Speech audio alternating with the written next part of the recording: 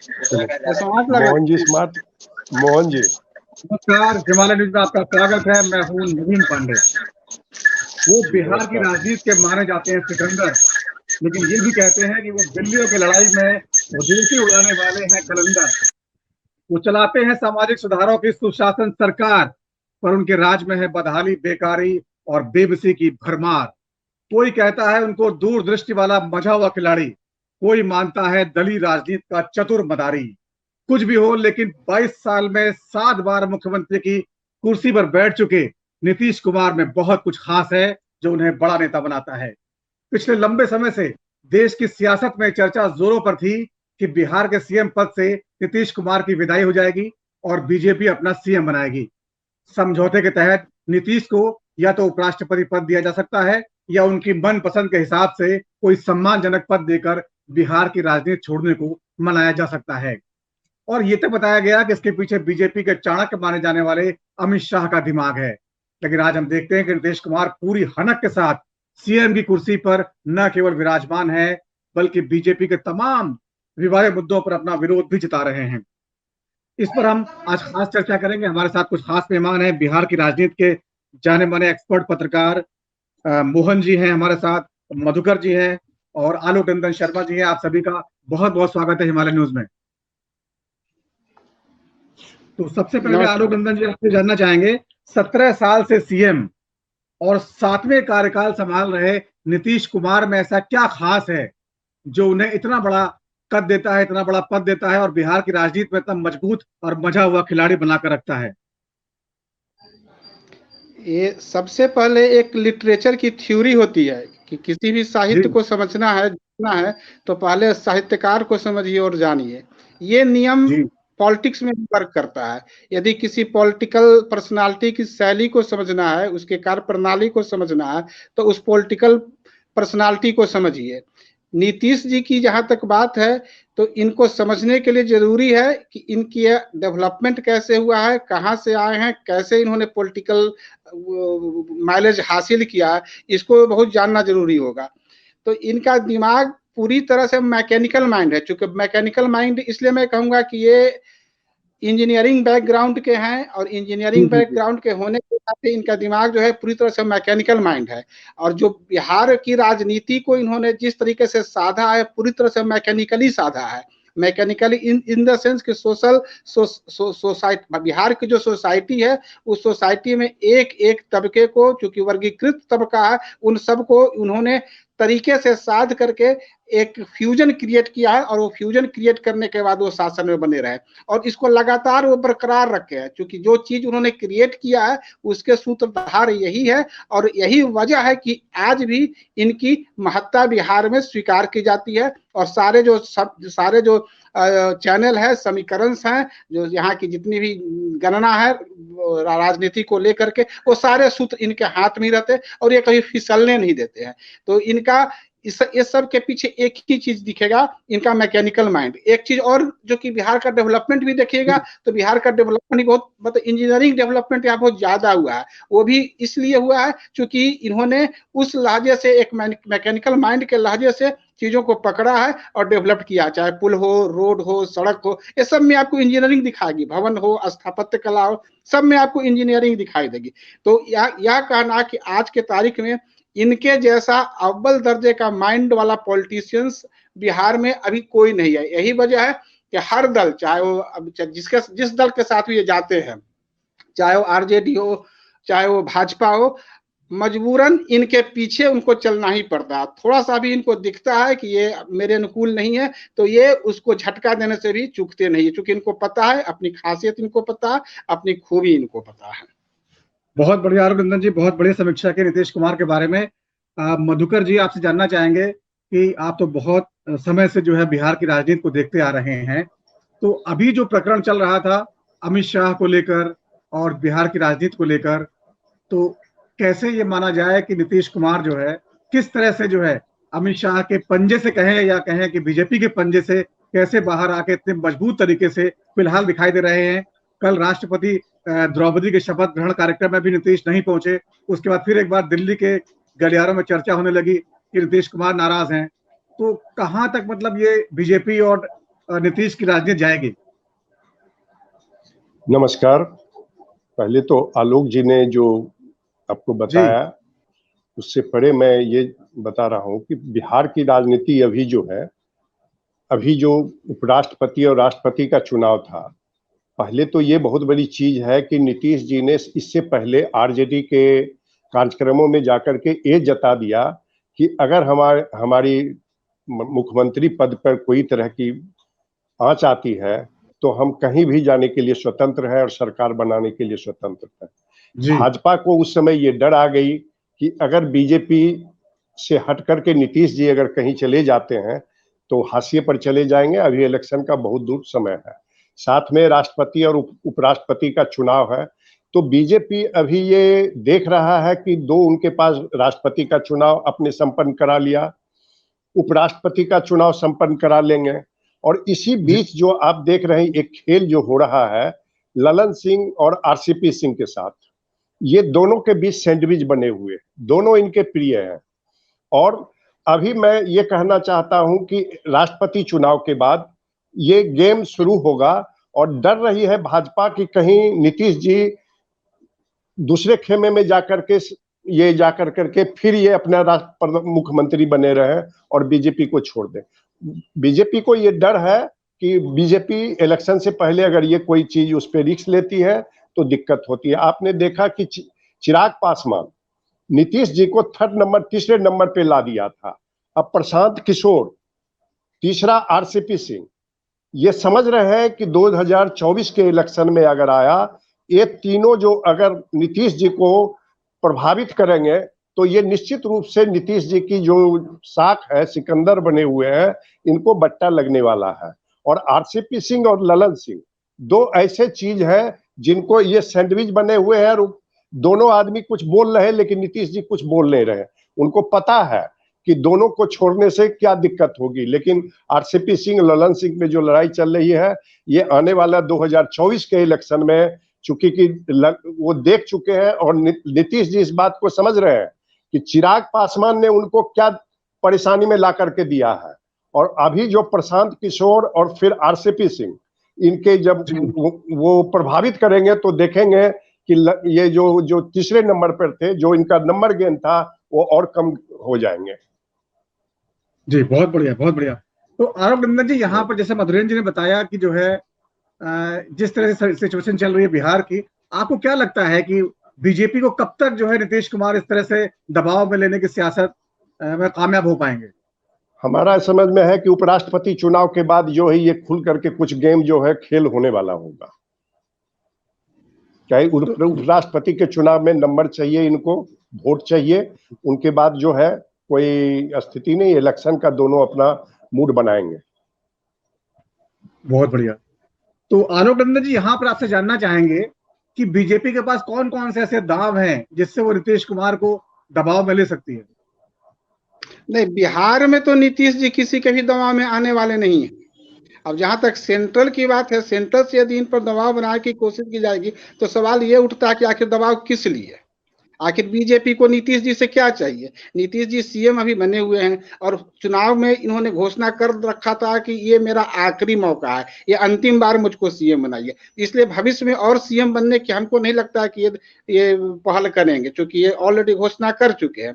अब सवाल ये है कि इनको क्या चाहिए? केंद्र में उपराष्ट्रपति, राष्ट्रपति का जो मामला चल रहा है, हमें लगता है कि नीतीश जी चौंकाने वाली पॉलिटिक्स करने में यकीन रखते हैं और सही समय पर सही स्टॉक मारते हैं। कभी अभी लोकसभा का चुनाव जो होने वाला, हो सकता है कि उसमें इनका फिर कोई रणनीति इस तरह का दिखे कि थर्ड मोर्चा का एक प्रबल दावेदार शुरू से मानते रहें अपने आप को, और हो सकता है कि फिर घूम फिर करके उसी जगह आकर के खड़े होकर के चुनौती देने की स्थिति में आए। चलिए, बहुत बढ़िया। आपको लगता नहीं है कि बीजेपी नीतीश कुमार पर कोई दबाव बनाएगी? मोहन कुमार जी हमारे साथ हैं। मोहन जी, आपको क्या लगता है कि बीजेपी को आखिरकार नीतीश कुमार से क्या चाहिए? सोशल इंजीनियरिंग के माहिर हैं नीतीश जी, तो बिल्कुल हम इनके विचारों से सहमत हैं। आपने गौर किया होगा कि कल जो है एक खबर बहुत तेज कि नीतीश जी शपथ ग्रहण समारोह में शामिल नहीं हुए। आखिर क्या कारण है? कहीं जदयू और बीजेपी के बीच मतभेद तो नहीं है? तो ये काफी जोरों से चर्चा थी। और आज अचानक एक रिपोर्ट जारी होता है कि नीतीश जी कोरोना पॉजिटिव हो गए हैं, पिछले 2-3 दिनों से अस्वस्थ थे और इस कारण जो है नहीं जा सके। तो ये कहीं न कहीं अपने आप में एक असमंजस की स्थिति बनाए रखना, यह भी एक तरह से माना जा सकता है कि इनके सोशल इंजीनियरिंग का ही देन है। और जैसा कि आप सभी जानते हैं कि बिहार में प्रायोजित कार्यक्रम है, एक साथ सभी संयुक्त मोर्चा का बैठक करने वाले हैं राष्ट्रीय अध्यक्ष जेपी नड्डा। तो कहीं न कहीं यह प्रेशर पॉलिटिक्स भी इनका हो सकता है, जो सोशल इंजीनियरिंग के लिए माहिर माने जाते हैं, क्योंकि प्रेशर पॉलिटिक्स के ये मंजे खिलाड़ी। और इसी का देन है कि लगभग 17 वर्षों में 7 बार ये सीएम का शपथ ले चुके और कहीं न कहीं हावी रहते हैं दूसरे दलों पर, चाहे वो महागठबंधन में आरजेडी कांग्रेस दल हो या राष्ट्रीय जनतांत्रिक गठबंधन में बीजेपी हो या अन्य दल हो, सभी पर ये हावी रहते हैं। ये सोशल इंजीनियरिंग का ही ये फॉर्मूला है। बहुत बढ़िया, सोशल इंजीनियरिंग से जोड़ा आपने। मधुकर जी, यहाँ आपसे जानना चाहेंगे कि जिस तरह से मोहन कुमार जी ने ये समीक्षा की कि सोशल इंजीनियर के माहिर हैं, तो आपको क्या लगता है निकट भविष्य में 2024 का लोकसभा चुनाव हो, 2025 का विधानसभा चुनाव आने वाला, इस बार की रणनीति क्या होने वाली है? रणनीति निश्चित रूप से नीतीश जी जो है, कोई न कोई, जैसे आलोक जी ने बात कही है कि मास्टर स्ट्रोक खोलेंगे, लेकिन उनकी इलेक्शन में जो है, मेरा ये मानना है, मेरा ये जानकारी कि जो चीजें मैं पॉलिटिक्स पे बात कर रहा हूँ, आने वाला जो 2025-24 की बात कर रहे हैं आप, तो उस समय जो है नीतीश जी बहुत अपने आप पार्टी में जदयू में कमजोर हो चुके हैं, ड्यू टू ये ललन सिंह और इसके बीच में जो आरसीपी सिंह के बीच में है। और ललन सिंह जो चाह रहे हैं कि जो इनके कास्ट के हैं कुशवाहा जी, उपेंद्र सिंह कुशवाहा, उसको सामने लाने के लिए आरजेडी सिंह को बैक कर करके वो उपेंद्र कुशवाहा को जो लाना चाह रहे हैं। तो ये रणनीति जो है उनकी, आरजेडी जो जेडीयू में जो है इनकी अपनी जो कमजोरियां है, वो अभी उसके वजह से जो वो अभी किस बोलने में असमति में नहीं है कि वो क्या कहें। तो मेरा ये जानना है कि ये अनुभव है कि निश्चित रूप से बीजेपी भी अपना ये 2024 को 24-25 में जब भी इलेक्शन हो जाए, तो वो बीजेपी भी चाहेगा कि उनका नंबर गेन अधिक बढ़े और नीतीश जी भी की। तो वो नीतीश जी भी कहीं न कहीं किसी पार्टी से ये अलायंस करेंगे, थर्ड पार्टी से। लेकिन इनकी जो अपने घर में जो है चीजें हैं, वो उनको प्रभावित करेगा। और दूसरा है चिराग पासवान, प्रशांत किशोर और आरसीपी सिंह, ये इनके वजह से ये घर में ही परेशानी में उलझे हुए हैं। बहुत बढ़िया। आलोक जी, आपको लगता है कि प्रशांत किशोर की वो हैसियत हो गई है बिहार में कि वो नीतीश कुमार को परेशान करने की पोजीशन में आ पाए अगले चुनाव में 2025 में? नहीं, अभी तक तो दूर दूर तक वो दिखाई नहीं दे रहा है, क्योंकि प्रशांत किशोर का जो कार्य प्रणाली है और उनकी कार्यशैली है और जिस तरीके से वो सोसाइटी को संबोधित करते हैं और जिस तरह से संगठन आते हैं, वो सब को देखते हुए कहा जा सकता है कि भाई प्रशांत किशोर इस स्थिति में तो बिल्कुल नहीं है कि वो किसी भी तरीके से नीतीश जी को प्रभावित कर सके। और भविष्य में भी हमें नहीं लगता है कि इतनी मजबूती से वो दिखेंगे।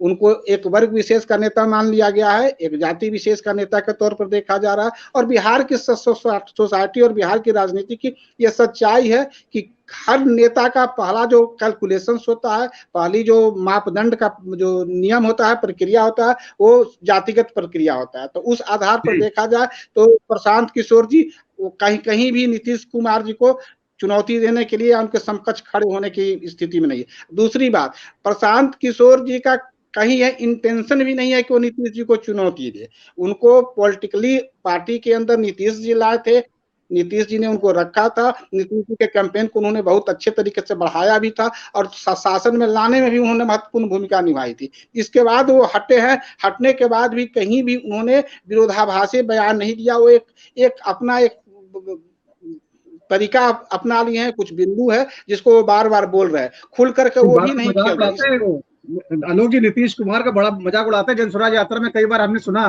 कि कई जो है कमेंट्स करते हैं, मजाक उड़ाते हैं उनकी कार्यशैली का। नहीं, वो नीतीश का नहीं है, कलेक्टिव है। वो लालू को भी, लालू जी के भी शासनकाल को लेते हैं, नीतीश जी के भी शासनकाल को लेते हैं। पर्सनली वो नहीं जाते हैं, वो कलेक्टिव उनका है और वो चाह रहे हैं कि एक धारा क्रिएट करे। लेकिन बिहार की सोसाइटी जिस तरह से संगठित है, जिस तरह से यहाँ का कार्य प्रणाली है, उसको देखते हुए हमको नहीं लग रहा है कि वो इस स्थिति में आ पाएंगे कि बिहार की राजनीति को व्यापक तरीके से प्रभावित करेंगे। अब सवाल है कि मोहन कुमार जी, मैं आपसे जानना चाहता हूँ कि दिल्ली की राजनीति में प्रशांत किशोर जी को जो है बहुत बड़ी मतलब स्ट्रेटजिस्ट के तौर पर देखा जाता है, जो खास तौर से जो स्ट्रेटजी बनाते हैं, तैयार करते हैं, उसको इम्प्लीमेंटेशन वो कैसा कर पाते हैं, नहीं कर पाते हैं, ये तो बात की बात होगी, संगठन कैसा खड़ा कर पाते हैं। लेकिन अगले लोकसभा चुनाव, विधानसभा चुनाव तक उनकी क्या हैसियत बन पाएगी? आपको क्या लगता है कि बिहार की सियासत देखते हुए? मोहन जी, हमें जी मोहन कुमार जी, मोहन। सबसे बड़ी बात यह है कि प्रशांत किशोर की एक खूबी है कि वह जिनके सानिध्य में रहते हैं बिल्कुल उनके प्रति वो अध्ययन करते हैं। नीतीश जी को भी उन्होंने काफी करीब से अध्ययन किया है और आज वही अध्ययन का लाभ मिल रहा है कि वह लालू जी के भी पीरियड और नीतीश जी के भी पीरियड को लेकर के जन सुराज के माध्यम जनता के बीच हैं और वह जनता को यह कन्विंस करने में सफल भी हो रहे हैं कि अगर वह पीरियड देख लिया जाए लालू जी को, जो 15 बरस का था, आज वह क्रॉस करके ये पहुंच गए हैं 17 बरस पर, फिर भी आज उन्हीं के पीरियड को याद करा रहे हैं, तो कहीं ना कहीं यह जनता के साथ बेईमानी है। इसलिए कहा जा सकता है कि कहीं ना कहीं नीतीश जी के विकृतियों को वह जनता के बीच रख रहे हैं और इसका असर पड़ेगा, क्योंकि युवाओं के बीच उनकी पैठ दिन प्रतिदिन बनती जा रही है और यह असरकारक हो रही है। तो क्या ये माना जाए जो है मधुकर जी, जो अमित शाह की जो रणनीतियां हैं बिहार को लेके, जिस तरह से मुखर होके वो आगे आके चाहते हैं कि बीजेपी वहां संभाले, सत्ता संभाले और नीतीश कुमार दूसरी भूमिका में जाएं, हालांकि अब उपराष्ट्रपति पद की गुंजाइश तो खत्म हो गई है, तो क्या लगता है आपको बीजेपी आगे क्या करेगी नीतीश सर? देखिए, बार बार ये चीजें बार बार बैकफुट पे ये अमित शाह जा रहे हैं और नीतीश जो है ये दिखाने का प्रयास कर रही है कि बिहार में वो उनके बिना जो है बीजेपी का अस्तित्व नहीं है, क्योंकि वो जानता है कि बिना तीसरी पार्टी, अगर मेरी भूमिका के बिना, जो आरजेडी के साथ तो बीजेपी जाएंगे नहीं। इलेक्शन में 3 ही पार्टी होगी। अगर बीजेपी भी उम्मीद है कि नंबर गेन में संभवतः नंबर नहीं ला पाए, तो ये उनके लिए बीजेपी के सामने फिर ये समस्या होगी कि आखिर में अगला मुख्यमंत्री कौन होगा। अपना होगा तो बीजेपी ये नीतीश जी जो है उसको समर्थन देगी कि नहीं। अगर समर्थन नहीं देगी तो जो भूमिका बांध रहे हैं नीतीश जी की आरजेडी की तरफ जो है, तो उनको बीजेपी का ये डर समा रहा है कि आने वाले समय में जो है ये असमंजस की स्थिति में है। अभी भी वो नीतीश जी भी असमंजस में है और बीजेपी भी असमंजस की स्थिति में है। दोनों को है, आरजेडी में नीतीश जी जाएंगे तो इनके घर में भी कलह हो सकती है, क्योंकि ये लोग, इनके जो पार्टी के लोग हैं, वो कभी नहीं चाह रहे राजनेता कि लालू के साथ जाए फिर से, जितनी उनकी तौहीनी हुई है आरजेडी में जाने के बाद। लेकिन ये बार बार जो है नीतीश जी ये दिखाने का प्रयास करते हैं, अगर हमारी जो पैठ अगर बिहार में नहीं रही तो हम कोई भी कदम लेने के लिए वो स्वतंत्र होंगे। तो दोनों जो है अभी लुक्का छुपी का खेल खेल रहे हैं, लेकिन निश्चित रूप से आने वाले समय में नीतीश जी हमारी जो अगर जो नंबर गेन में दोनों को जो है संख्या बल पर इलेक्शन फिर लड़ना है, तो ये सारी स्थितियां हैं। असमंजस की स्थिति में बीजेपी भी है, ये जदयू भी है, और ये तमाशा देखने के लिए आरजेडी जो है वो देख रहा है कि हमारे बिना भी तो सरकार नहीं बनेगी। तो आगामी सरकार जो है नंबर पे है और नंबर तीनों में से उम्मीद है कि किसी को नहीं आएगी, और इसी के चक्कर में जो है बीजेपी भी गेम को जो है अमित शाह भी देख रहे हैं कि आगे क्या किया जाए, नहीं किया जाए, और नीतीश जी भी खुल करके सामने आ रहे हैं कि बीजेपी का हम विरोध करेंगे तो आगे मेरा भविष्य क्या है। बहुत बढ़िया मधुकर जी, आपने जो असमंजस वाली बात कह के बहुत सारी बात स्पष्ट कर दी। असमंजस को उन्होंने हथियार बना लिया है और उसी के सहारे वो बाकी राजनीतिक दलों को भी जो है वो अपने उंगलियों के निशानों पर नचाते हैं। आलोक जी, यहाँ से आपसे एक बार बड़ी बात जानना चाहेंगे। तो बीजेपी के जो कोर इश्यू है, जनसंख्या कानून, नीतीश उसका विरोध करते हैं, जाति जनगणना उसको, उससे बीजेपी बच रही थी, नीतीश उसको वहीं पे खींच के ले आए, मुस्लिमों के ऊपर सॉफ्ट कार्नर नीतीश रखते हैं, बावजूद बीजेपी को जो है हर बार वो अपने मुद्दों पर नचाते हैं। और ऐसा देश की सियासत में लगभग कहीं देखने को नहीं मिलता जो तीसरे नंबर की पार्टी हो वो ऐसे इतने दबंगई से इस तरह से वो जो है राजनीति कर पाए। तो फ्यूचर में आप जैसे बोल रहे हैं नीतीश कुमार कि क्या मतलब रणनीति रहने वाली है? ये देखो, बीजेपी बिहार में अपने फुल स्ट्रेंथ में है, अभी आरजेडी बिहार में फुल स्ट्रेंथ में है इलेक्शन के बाद। अब दोनों का फुल स्ट्रेंथ ही नीतीश जी की ताकत है, इससे ज्यादा इनका स्ट्रेंथ बढ़ने वाला है नहीं। और नीतीश जी ने जितना स्ट्रेंथ ले रखा है, ये दोनों पर कदम रख करके अपनी पॉलिटिक्स को बहुत तरीके से साध रहे हैं। अब चाहे कितना भी दम लगा ले आरजेडी की संख्या जितनी अभी है उससे ज्यादा बढ़ने वाली नहीं है, एक दो बढ़ जाए तो बढ़ जाए, चाहे कितना भी दम लगा ले। अलग अलग इशू को लेकर के बीजेपी जितनी संख्या फिलहाल अभी उनकी है उससे ज्यादा बढ़ने वाली नहीं है। और जब ये स्थिति बनी रहेगी तो ऑटोमेटिकली है नीतीश कुमार जी सधे हुए राजनीतिज्ञ की तरह वो दोनों को साध करके अपना मतलब निकालते रहेंगे। और उनकी यही खासियत है, इस चीज को वो अच्छे तरीके से समझ भी रहे हैं, जान भी रहे हैं। अब आलोक, जैसे कि चर्चा जब 7 बार सीएम रह चुके हैं, कितनी महत्वाकांक्षा हो सकती है किसी इंसान की? क्या आप कितना मुख्यमंत्री बन के रहेंगे? मैं बता रहा हूँ कि अब उनकी महत्वाकांक्षा सीएम बनने की नहीं है। पिछली बार भी उन्होंने घोषणा कर रखा था कि मेरा अंतिम बार है, इसके बाद मैं सीएम नहीं बनूंगा। अब उनकी अगली रणनीति जो होगी वो कोई नहीं जानता, ऐसे भी कोई नहीं जानता, लेकिन एक अनुमान लगाया जा रहा है।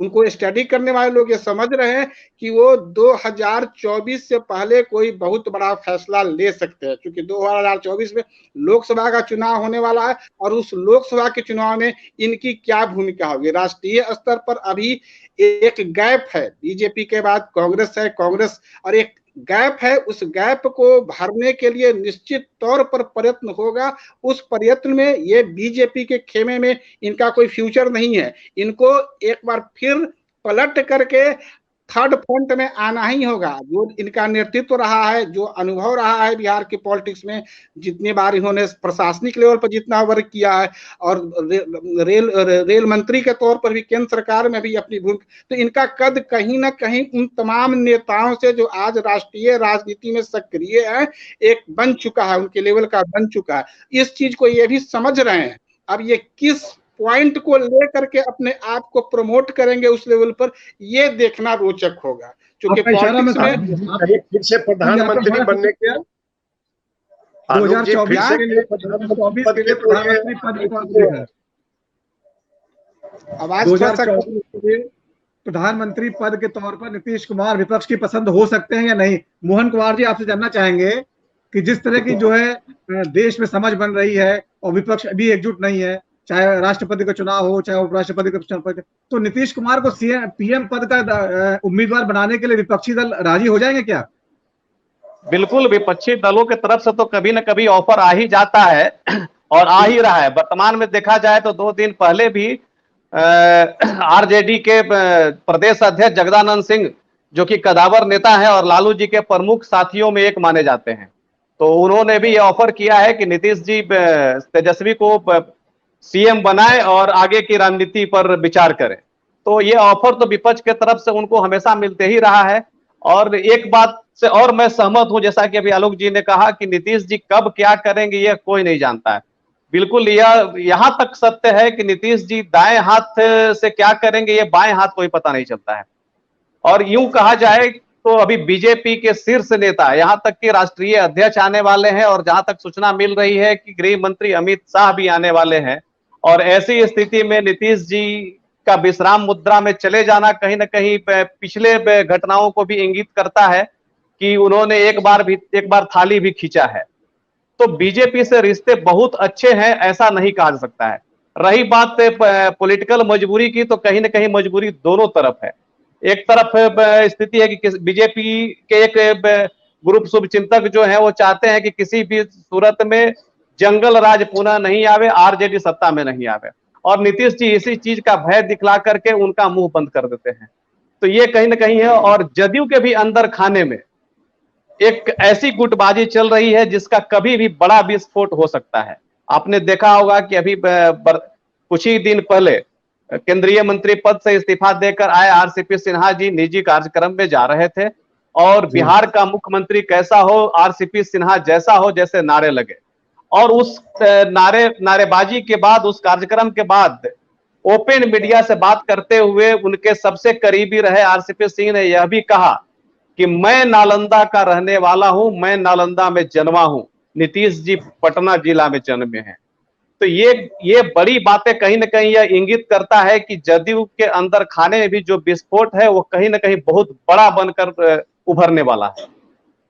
बहुत बढ़िया मोहन कुमार जी, बहुत अच्छी समीक्षा की आपने। चलते चलते आखिरी सवाल, मधुकर जी, क्या आप इस बात से राजी हैं? आपको लगता है कि पीएम उम्मीदवार विपक्ष के हो सकते हैं नीतीश कुमार, मोदी बनाम नीतीश कुमार 2024? जी बिल्कुल। ये अगर बिहार से, जैसे आलोक जी ने कहा कि उन्होंने ये जो कहते हैं, नीतीश जी थोड़ा सा उस पर जरूर अटल रहने का प्रयास करते हैं। अगर वो राजनीति बिहार से बाहर जाते हैं तो उसकी महत्वाकांक्षी एक बार जो पहले से थी उसमें सफल नहीं हुए, तो निश्चित रूप से ये अंदर ही अंदर ये बात अभी चल रही है कि प्रधानमंत्री के दावेदार वो हो सकते हैं। जी, तो बिल्कुल जो है इस बहस का बहुत ही जो नतीजा निकल के आया वो ये निकल के आया कि हमारे सारे जो मेहमान वो मानते हैं, वरिष्ठ पत्रकार है सारे, करीब 2 दशक से लंबा करियर रहा है पत्रकारिता में। सभी का मानना है कि नीतीश कुमार जो है विपक्ष के प्रधानमंत्री पद के उम्मीदवार हो सकते हैं और 2024 में मोदी को चुनौती देने सामने आ सकते हैं, और जबकि वो अभी बीजेपी के साथ हैं। तो इस कार्यक्रम में फिलहाल इतना ही, फिर इसी तरह के मुद्दों पे आपसे रूबरू होते रहेंगे। नमस्कार, आप सभी का धन्यवाद। नमस्कार। धन्यवाद। नमस्कार।